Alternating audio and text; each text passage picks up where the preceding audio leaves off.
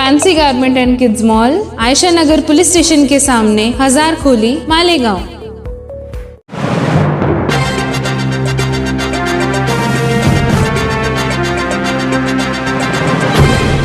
देखते रहिए the prime news Abdul Rahman के साथ। कल एमएसजी कॉलेज में जो वाक़या हुआ, हम उसकी पुरजोर मजम्मत करते हैं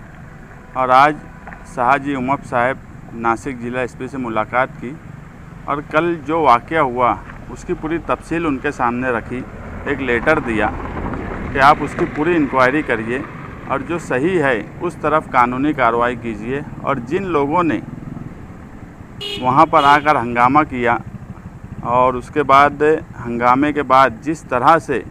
एक धर्म के लोगों की भावना को आहत किया, ऐसे लोगों पर कार्रवाई होना चाहिए और उन लोगों पर भी केस होना चाहिए जो मंत्री साहब के बोलने पर वहाँ आए और आकर हंगामा खड़ा किया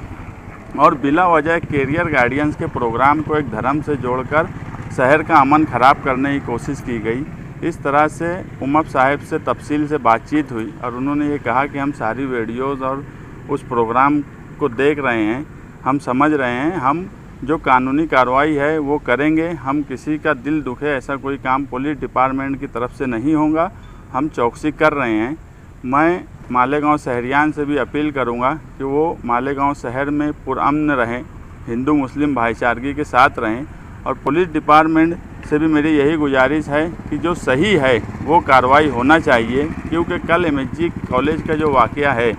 इस तरह के पीछे माजी में कई वाक़यात होते आए हैं। ये कहीं ना कहीं एक प्लानिंग के तहत दो धर्म के बीच में दूरी पैदा करके शहर का माहौल ख़राब करने की कोशिश की जा रही है। और अगर कानूनी तौर पर कार्रवाई सही सिमत में नहीं होंगी तो एक कौम को ऐसा लगेगा कि वो मज़लूम है और उनके साथ इंसाफ नहीं हो रहा है, और जब इंसाफ नहीं होता है तो हालात सही नहीं रहते। इसलिए हम चाहते हैं कि इंसाफ हो और शहर का लॉ एंड ऑर्डर सही तरह से रहे।